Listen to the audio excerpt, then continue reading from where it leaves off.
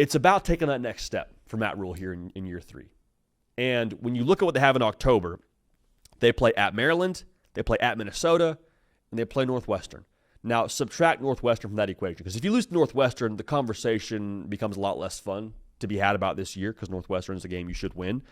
But at Maryland, at Minnesota, when I look at those two teams, I see the middle class of the Big Ten, right around where Nebraska's essentially hung out over the course of, last season and going into this season.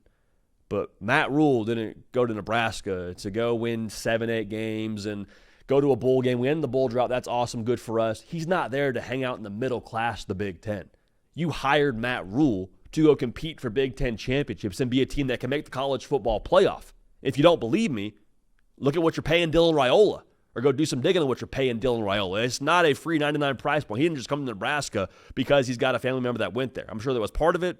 I don't doubt that part of it, but I'm just saying Dylan Raiola is at Nebraska to go make a difference, as is Matt Rhule. And so if you want to go make a difference this year, you separate this season from that middle class. You elevate yourself. At Maryland, at Minnesota, have to be wins. And then November, if Nebraska does what I just said they should do and get through October unbeaten, at that point, man, you got USC, at UCLA, at Penn State, Iowa. I don't know. Nobody in November looks unbeatable to me.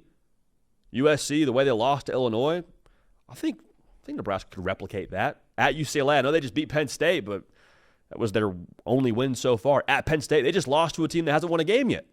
Now it's on the road, so I'm not saying that you're winning that game, but it should be mentioned Matt Rhule went to Penn State, maybe a little bit extra emotional juice. I'd love to see the pregame speech from the locker room for that. So if anyone's got a body cam GoPro they want to strap on for that one, that'd be a lot of fun. And then Iowa's a rivalry game, you're hosting them. I'm just saying, can we dream a little bit and say, what if Nebraska runs the table in October and then gets a little bit frisky against USC and Iowa, and only loss in November is to Penn State?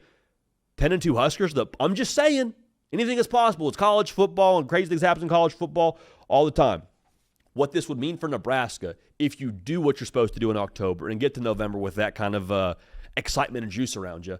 We are no longer in year 3 for Nebraska and for Matt Rhule trying to justify results. Doesn't that kind of just piss you off if you're a Nebraska fan? A place with that much tradition and that logo and that history. And we're over here the last couple of years talking about, man, can they make a bowl game? Man, they didn't make a bowl game. Well, all these one-score losses, all this and that. Well, their personnel isn't yet where it needs to be. No, it's year 3. It's Matt Rhule. It's Dylan Raiola year 2. It's the portal class you brought in. It's Dana Holgorsen. You've made the moves here to be at the table. Go freaking take something, Nebraska. Go take something. For the third year under Matt Rhule, go take something because you've earned it. You've worked for it. Go actually take what you believe you've earned behind closed doors. So I've been on my soapbox there for Nebraska. October is huge for y'all because of how it sets up your November, which is kind of the story across the board for all these teams. But to me, those are the most important Octobers in college football, and I cannot wait to see what October holds for us, the middle 8 of the college football season.